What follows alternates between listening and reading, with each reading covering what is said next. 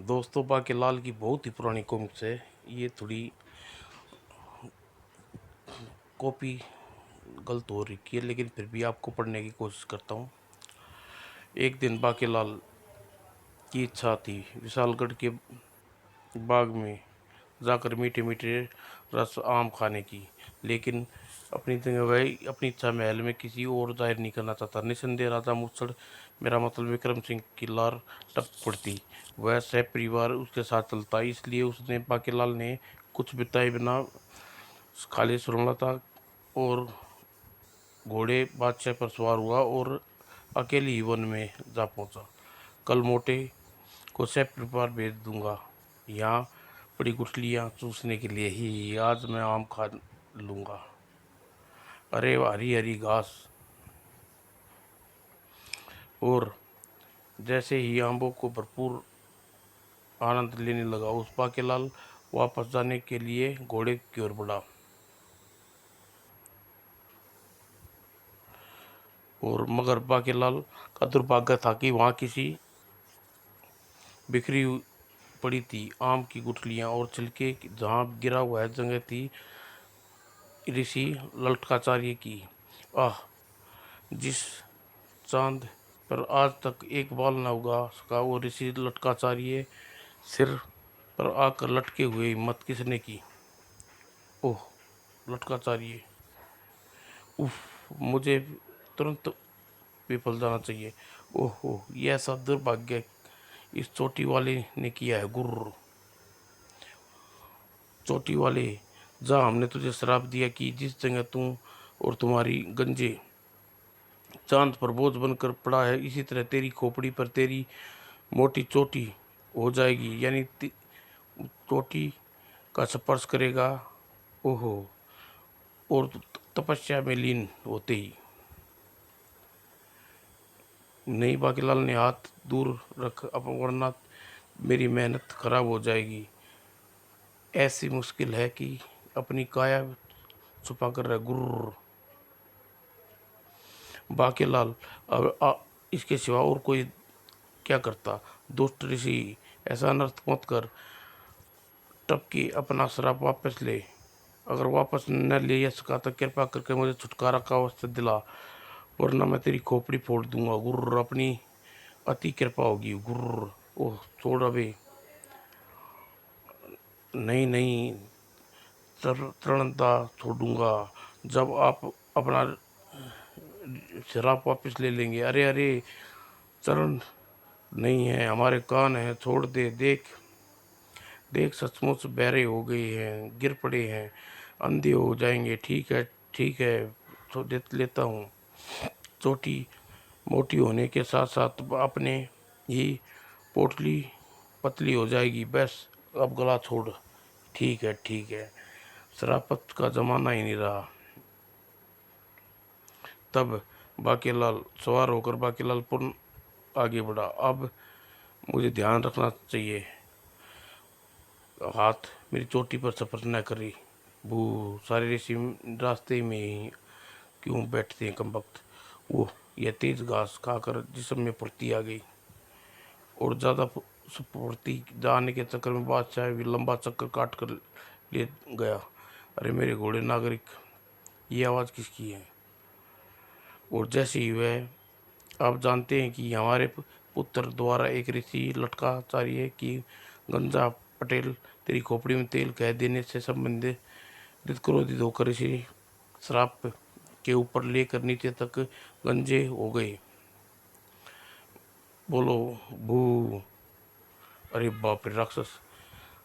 खोपड़ी पर जिस्म पर चमड़ी, राक्षसों के बाल बहुत सख्त होता है। बू, एक नाक में उगे बाल वातावरण में विचरते कीटाणु जीवाणुओं को खास सांस में प्रवेश करने से रोक लेते हैं, घातक रोग से हमारी रक्षा करते हैं। ए और आज समस्या हर प्रकार से डालेंगे हमारी महान बस्ती। राक्षस दूत के नाक बंद करने वाली हूँ, अरे बाप रे, राक्षसों की बस्ती के निकट आ गया। बू ही, बाकेलाल भाग जल्दी। बाकेलाल वहां से भागने ही वाला था, पीछे मुड़ के कानों में पड़ा राक्षस ऋषि का स्वर। वहीं राक्षस राज, मैंने राक्षसी यंत्रों से यह बात मालूम की है, राजकुमार की चर्बी का सीता नाम के मानव की कन्या से किया हो जाए तो हमारी बस्ती के राक्षसों के काय बाल फिर से उगाएंगे और वे घने मुलायम होने ही। राक्षस जल्दी ही ऐसा हो जाएगा, बोलो।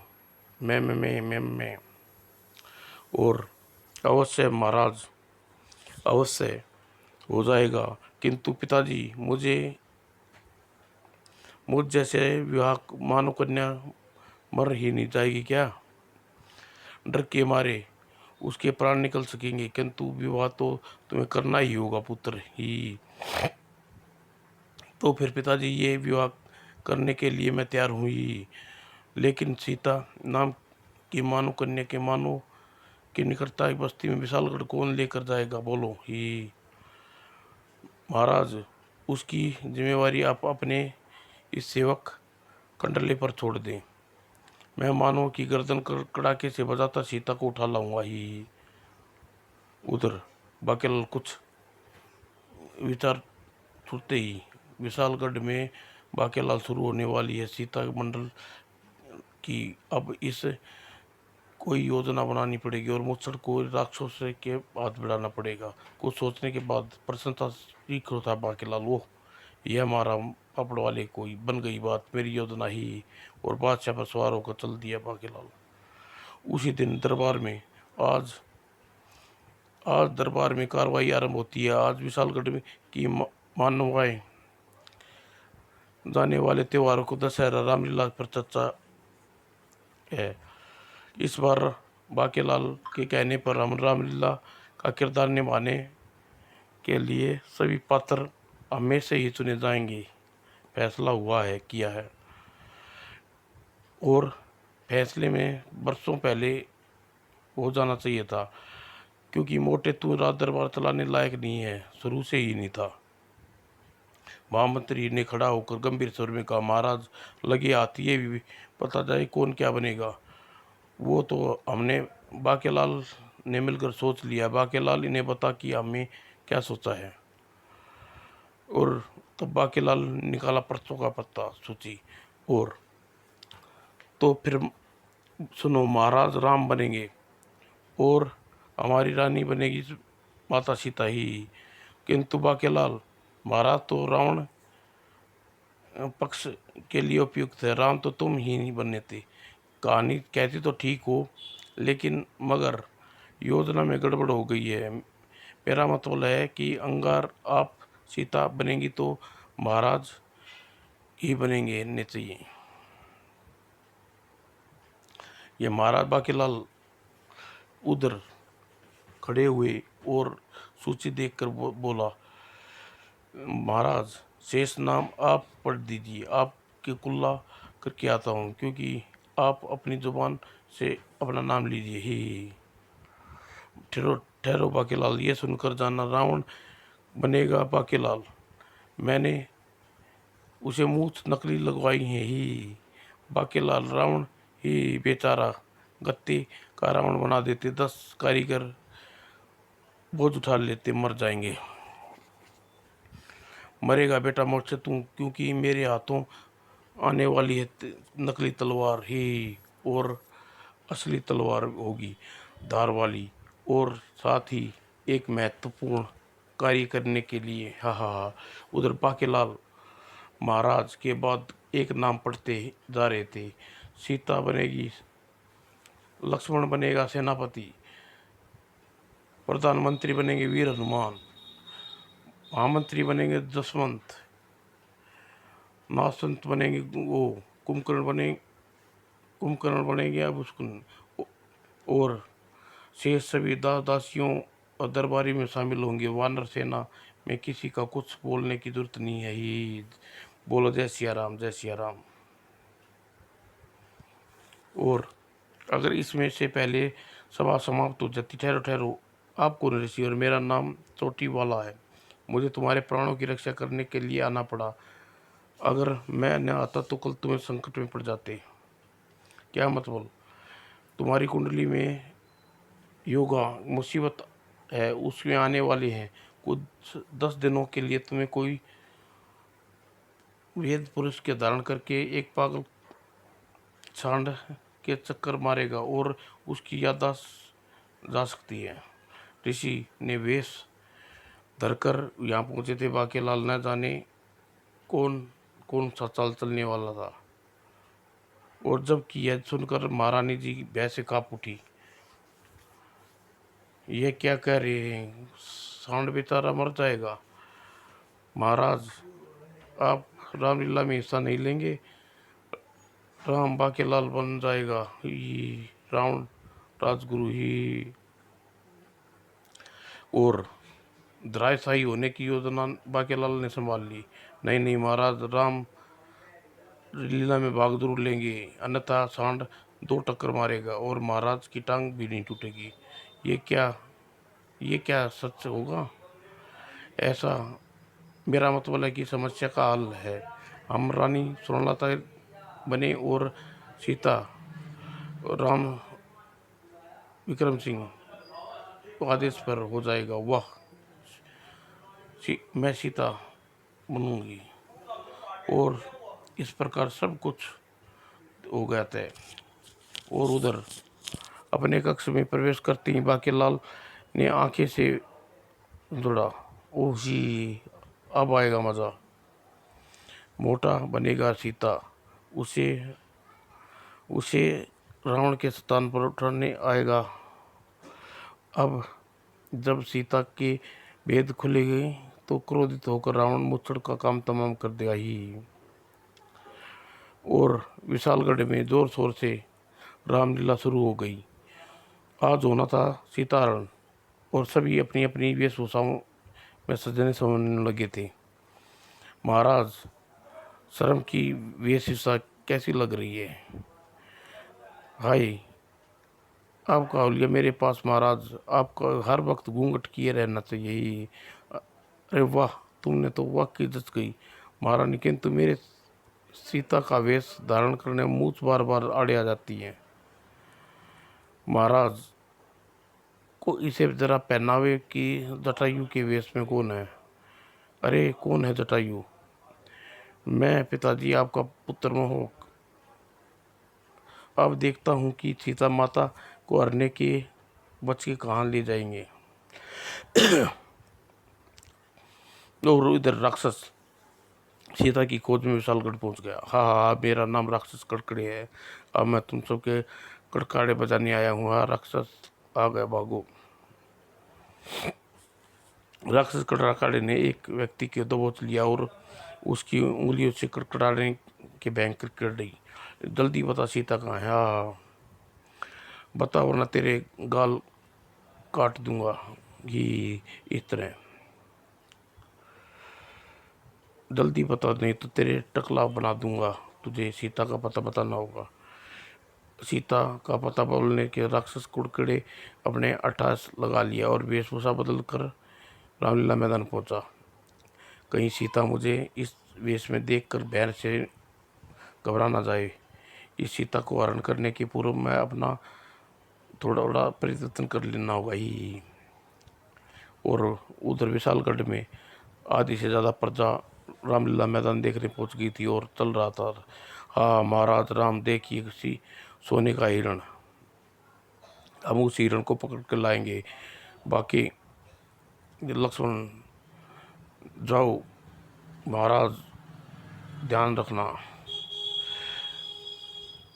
पर्दे के पीछे प्रधानमंत्री हनुमान बैठे हैं, भुट्टे भून रहे हैं। उसे मेरा भुट्टा भी लेकर आओ, भूख लगा दिया होगा। और खील कौन है? जाओ प्रधानमंत्री हिरण को पकड़ लो और जाओ। मैं अभी जाता हूँ। और पर्दे के पीछे फायदा वापस आ ही। उधर रामलीला साथी निगाह। ओह, ये रही सीता, इसका मुझे अपहरण करना है। यही है वो हट्टी कट्टी, इसे विवाह बनेगी तो मर जाएगा। जाएगा। और उधर रावण विद्याएं बिछाए जाल में लक्ष्मण भी।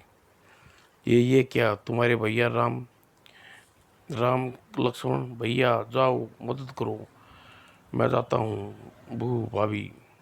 और अरे लक्ष्मण भैया खींचते जाओ जाओ, तो अपनी भाभी को जरा भी ख्याल नहीं है, नौकरी से निकाल दूंगा, जाता हूँ। वो ये तो भूल जानबूझ कर भूल गया था ये।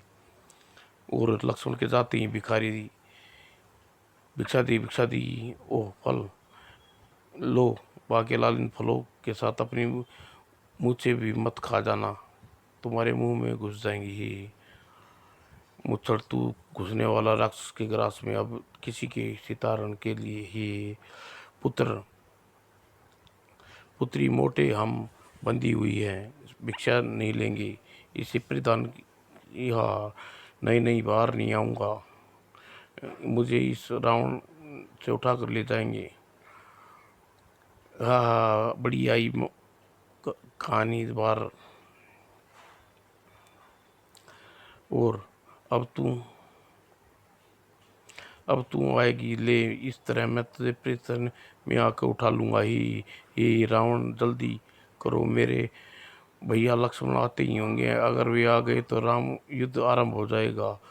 अरे बाकेलाल साधु के वेश त्याग कर रावण का वेश में ही ओह महाराज, अगर आपको उठाने की चेष्टा की तो खुद मैं इस दुनिया से उठ जाऊंगा। और फिर और जाने फिर उठाने की 8-10 सैनिकों को लेकर आओ, जल्दी करो रावण। और इससे पहले ही बाकेलाल सीता का अपहरण करके भागता, लगता है जल्दी में आ गई है, थोड़ी देर में हिरण को ढूंढने वापस चले जाओ।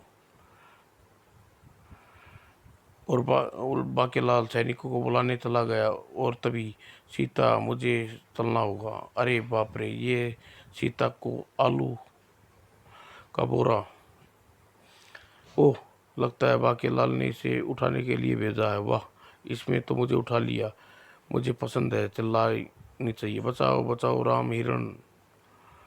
और जटायु रहते रावण सीता को कैसे ले जा सकता है, दुष्ट सीता को लेकर कहाँ जाएगा युद्ध कर। मुझे पता है बाकेलाल चाचा सीता नहीं उठेगी, इसलिए ऐन वक्त पर बदलना पड़ा। जटायु रास्ते से हट जाओ, हरण दृष्टि पहले ही विलम्ब हो चुकी है। वो ठीक है पिताजी, ठीक है लीजिए, बिना युद्ध करे बेहोश हो जाता हूँ। ओह चलो जल्दी करो भागो, पीछे पहुँचेंगे। ये सीता कैसी स्त्री है, अपने हरण के लिए मेरा साथ दे रही है, इस स्त्री को पक्षी को पिताजी कह रहा था। खैर मुझे क्या, मुझे तो काम से मतलब है, सीता हरण से मतलब है। और राम भैया सीता भाभी गायब हो गई है, फल की टोकरी यहाँ पड़ी है, सीता भाभी को रावण हर ले गया है, यानी कि कुछ सब कुछ ठीक चल रहा है, अब तुरंत ही विलाप करना होगा। ओ हे सीते, ओह लक्ष्मण, यह क्या हो गया है, सीता हरण हो गई है, सीता का हरण हो गया है।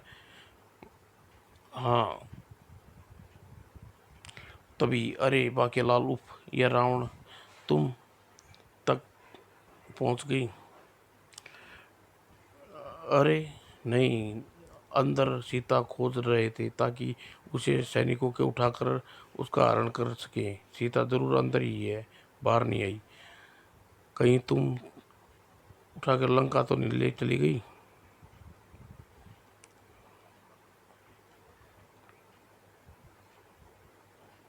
हे हे राम जल्दी आओ, सीता अब आपको जटायु बता सकता है, चलो।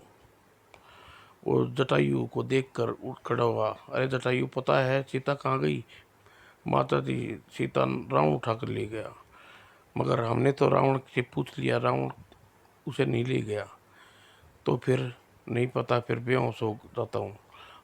हाय अब सीता को कौन उठा कर ले गया, उधर राक्षस कवाड़े निवसंहार कर कौन कर सकता है। शिवा को, अरे तुम मुझे यहाँ लेकर आ रहे हो, रामलीला रावण सीता को हर कर पर्दे के पीछे तक ले जाना था। यहाँ असली रावण बाकेलाल रथ कहीं दिखाई नहीं पड़ रहा। मैं रावण नहीं, राक्षस काट के हूँ। और इसी के साथ उसने असली रूप लटाया। मैंने तुम्हारा अपहरण कर लिया है, अब सीता ही, अब तुम ज़्यादा चीख चला नहीं सकती। मंत्र वस्त्र से बांध देता हूँ। ओह, ठहरो, मुझे आभूषण तो फेंक लेने दो। और इससे पहले ही विक्रम सिंह रथ पे बांध दिया और चला उसे बस्ती की ओर। वो ये सब क्या हो गया? इसका रामायण के राक्षस कड़ाके कहाँ से आ गया? ये हमारी बजगी से दूर, बस्ती से दूर जा रहा है, जाएगी ही, और जल्द ही। और जसवंत मंत्री बाकेलाल सुनलता सैनिक महाराज की तलाश करते हुए आखिरकार उस स्थान पर पहुंचे जहाँ जेवर उन्हें मिले। बाकालाल, यह है रथ के पहियों के निशान, लगता है महाराज को यहीं से उठाया गया है। हमारे पास संकट मैया भाभी क्यों ना हो। सेनापति, नाटक बंद करो, यहाँ राम लीला नहीं हो रही। गुर्र। उसके बाद आसपास का पूरा इलाका छान मारो, यहाँ विक्रम सिंह का कुछ पता चल दे तो सैनिकों तुरंत महल लौट कर स्थिति का विचार करो। महाराज को खोज कदम उठाना है तो फिर कार्यवाही सेनापति के साथ पूरा करते हैं मंत्री। और इसी के साथ बाकेलाल असली रूप में, और क्योंकि वेल महाराज की खोज का कार्य शुरू करना चाहता हूँ। बाकेलाल, ठीक कहता है महामंत्री, हमारा अचानक मन में जाना ठीक नहीं होगा। सभी छुप जाएंगे। और ठीक उसी पल फिर राजमहल में तुम्हारा इंतजार कर रहे हैं। आइए महारानी। बाकेलाल, मोटे को ढूंढ कर लाना है। मैं ज़रूर ढूंढ कर लाऊंगा महारानी जी, आप इंतजार। और फिर फौरन ही राक्षसों की बस्ती पर पहुंचना हुआ। उधर राक्षस कड़ाके राक्षसों की बस्ती में पहुंचा और उत्साह हो गई। हुआ हुआ, कड़ाके सीता को ले आया। और राक्षस पर्दे प्रशंसा से झूम उठे। मैं सीता को ले आया हूँ महाराज। कड़ाके, हम तुमसे बहुत प्रसन्न हैं। बोलो ही। अब जरा अपनी होने वाली बहू की शक्ल देखता हूँ। राजकुमार जैसे विक्रम सिंह का घूंघट नाचा। ठहरो राजकुमार, विवाह से पूर्व किसी कन्या का मुंह देखना तो अच्छा नहीं होगा। बू, वस्त्र बंधा है, कैसे बताऊं अंधा तो कोई काना, तो फिर विवाह में देर किसकी है? हे राक्षस, ये मानव कन्या, इसका विवाह कोई पुरोहित ही करा सकता है। यानी कि विवाह के पुरोहित का जरूरत पड़ेगी। राक्षस पुरोहित दूसरा मानव, इसका मतलब हमें एक बार फिर विशालगढ़ कड़ाके को निकलना होगा पड़ेगा और पुरोहित को लाने, पुरोहित को ले आओ। पुरोहित का रास्ता सुंदर टिकाऊ ले लो। विवाह कराने के लिए पुरोहित इधर है। अरे यह पुरोहित अपने आप कहाँ से आ गया? यहाँ तो किसने भेजा है? मुझे नौकरियाँ दिलवाने वाली संख्या बाकेलाल दी हड्डी ने भेजा है। बाकेलाल ने? मगर तुम्हें आंखों पर पट्टी क्यों बांधी हुई है? क्योंकि बाकेलाल ने कहा, पट्टी बांधने के पर दक्षिण दिशा में जाना है। क्या उन्होंने ये नहीं बताया कि तुम्हें विवाह करवाने जाना है? बोलो। मुझे दक्षिण दिशा का मतलब ज़्यादा मिल गया। विवाह करवाने की जन्नुमत न जाने के तैयार ही यूं ही। फिर तुम्हें बिल्कुल सही जगह पर आए हो। मेरा विवाह होने के बाद लड़का के तुम्हें भेज देगा ही। भला किस तरह की? उस तरह से राक्षस हो। सारा दृश्य है एक चट्टान के पीछे छिपा बाकेलाल देखकर प्रसन्न हो रहा था। या हूँ जियो बाकेलाल बेटा, सिर तेरे जन्म अनुमान ठीक निकला। अब ये पुरोहित भी जरूरत नहीं पड़ेगी। और पुरोहित ने लकड़ पकड़ में ले आए और विवाह भी अभी होना। बोलो दासियों, तुम सीता को मेहंदी लगाकर दुल्हन बनाओ, तब तक राक्षस पुरोहित बुलाता हूँ। बहू, अगर मुझे अपना घूंघट हटा इसके चेहरा दिखा, पोल खुलने में मुझे मार डालेंगे। ओह मेरा चेहरा। राजकुमार, चेहरा सजा कर तैयार रखना, मेहंदी लगा कर तैयार रखना, डोली सदना, तुझे लेने आएंगे सन की राक्षस राजकुमार तानी दोना तानी ही। और इसी के साथ मानव कन्या कितने मुलायम बकरे जैसे रक्त की मेहंदी ये। और जल्दी जल्दी कार राक्षस और डोली उठाकर मेरी गुफा में पहुंचो, निको तैयार बैठे हैं। और बू, ये मेरा विवाह सचमुच ही राक्षस से कर जाएंगे, सुनलता को क्या मुंह दिखाऊंगा।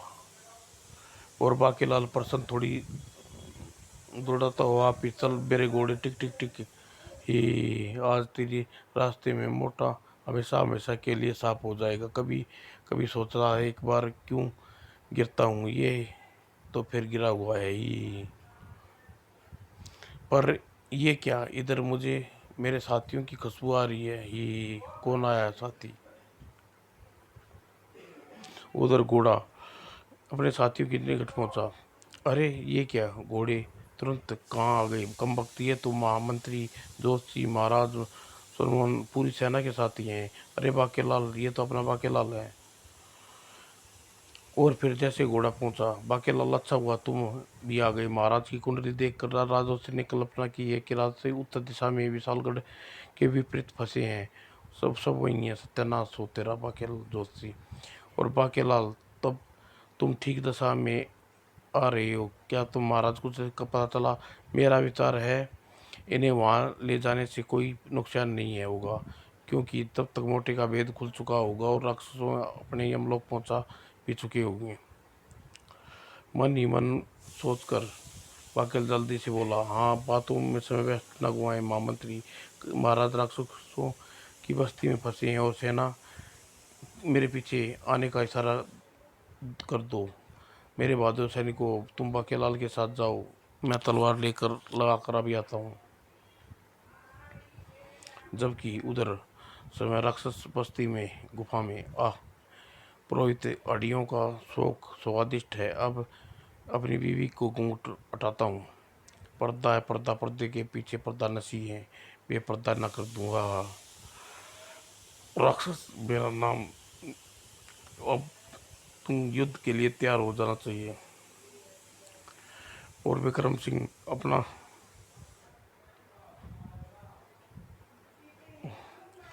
और विक्रम सिंह ने आक्रमण का अवसर सबसे उचित लगा। और बच्चू प्रतानी शैतानी और चलेगी तेरे पास वह गद्दा जिससे मैं देखना गदा का कमाल।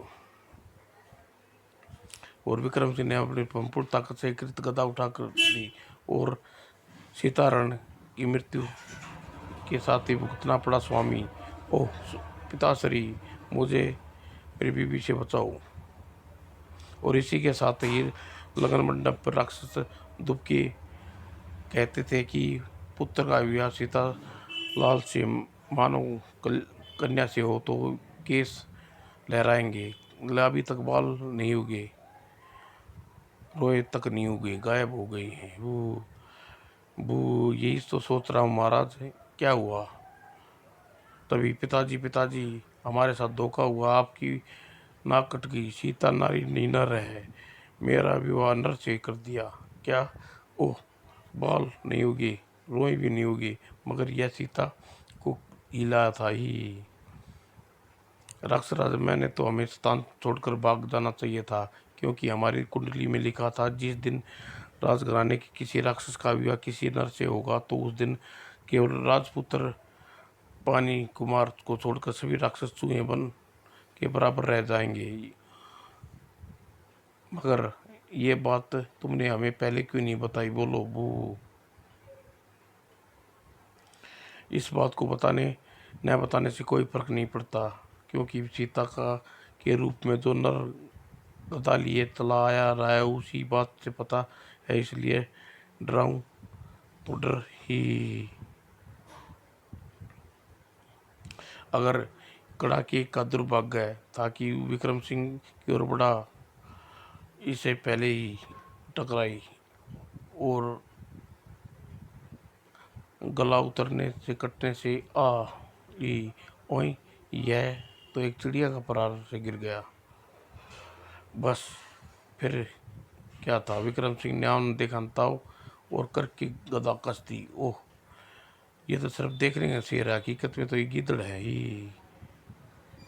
और तभी फिर भयंकर शोर के साथ वो हमारा सेनापति मार गया। वो शेर, ये बोलो रे। ओह, ये क्या सेना जिसे बाकेलाल लेके आ रहा है। ओह, इतने मानवों के साथ आक्रमण कर दिया यहाँ पर। अब हम केवल राजकुमार को ही बचा सकते हैं, लेकिन उन्हें भी वरदान मिला है कि उसकी मृत्यु नारी की लंबी छुट्टियाँ किसी के नर के हाथों होगी। और राजकुमार यानी अपनी गदा युद्ध के लिए मैदान में उतर गया।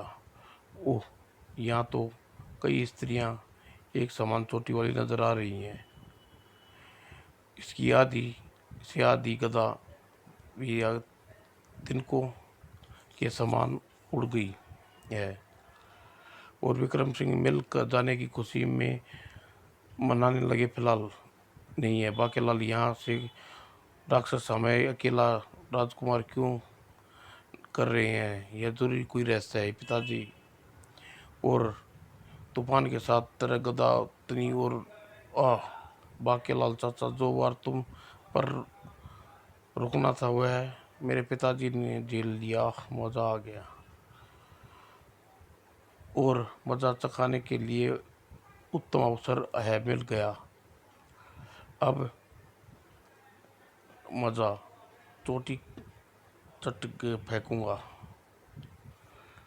और इसी के साथ मोहक सिंह ने बाकेलाल की चोटी को छुआ और सांप के कारण बड़ी होगी चोटी। ओह, यह चोटी कितनी मोटी हो गई है। अरे बाप रे, ये कमबख्त क्या किया। ओह, इसके साथ ही कैंची। ओह, जरूर यह शैतान मेरी चोटी को काटने आया होगा। ओह, बाकेलाल की चोटी को क्या हुआ। ये चोटी, मेरी चोटी लंबी हो कैसे हो गई। और इसी के दृश्य सबने सुना। चोटी के हाथों में मेरी मृत्यु होनी थी। श्राप अब सबके सामने खत्म हो करना है। और इसी के साथ बाकेलाल ने चोटी से बचाव घुमा अपनी चुटिया। अब बेटे गदाधारी, तूने बाकी की चुटिया की ताकत देख। और बाकेलाल की चोटी की चोट कितनी फौरन ही रायसाई हो गया। और बाकेलाल, तुमने कमाल कर दिया। नगर में तुम्हारी चोटी से मोटी कैसे हो गई। रानी जी, मुझे पता है था राक्षस की मृत्यु चोटी से होनी है। कल रात मैंने शंकर भगवान ने मुझे ऐसे वरदान दिया कि जब भी मेरा सामना किसी राक्षस से होगा तो मेरी चोटी मोटी हो जाएगी। बू। किंतु बाकेलाल, पहले बताओ, तुमने मेरे साथ विवाह की पुरोहित पे आंखों की पट्टी बांधकर क्यों उसे ये भेजा। मर गई बेटा बाकेलाल, अब जल्दी बता कोई कहानी। बाकेलाल, इससे पहले बाकेलाल कुछ कह पाता, क्षमा करें जीवनदाता, हम दो पुरानी अज्ञानी, हमें नहीं पता कि आप मानव मानव इतने समझदार हैं कि समझदार न होते हुए भी नर को सीता बनाकर यहाँ भेजा। आपको तो पता ही चल गया होगा कि राजकुमार की मृत्यु किसी चोटी वाले राक्षस के हाथों होनी थी, मगर मगर ये पता चला कि राजकुमार का विवाह किसी नर के साथ हो गया तो हमारी शक्ति चूहों के समान हो जाएगी। ये बोलो ही। और इतनी ही देर में बाकीलाल ने अपने बचाव की कहानी सुना ली। महाराज, मुझे शंकर भगवान ने सपने में बताया था कि रानी सुनलता रानी बनने वाली है और उसके हमारा संकट आने वाला है, इसलिए मैंने योजना बदल दी और साधु का रूप धर कर आपके बनाया कहीं ऐसा करता तो महारानी आपको क्या होता बू। ओ मेरे प्यारे बाके लाल आ गले लग जा सबक सबक। ओ मुच्छड़ मुच्छड़ तेरे सत्यानाश हो। अब अगर पता होता तेरे विवाह इस गंगा जली से हो जाएगा तो मैं पुरोहित क्यों बनाता बू। और इसके बाद ही भविष्य में कोई शैतानी राक्षस न की चेतावनी देकर विक्रम सिंह ने राक्षसों को क्षमा कर दिया और सभी प्रसन्न मुद्रा में विशालगढ़ से लौट चले। और रामलीला का मंथन अभी भी किया जाना था। जी समाप्त। दोस्तों कैसे लगी एक आपके सामने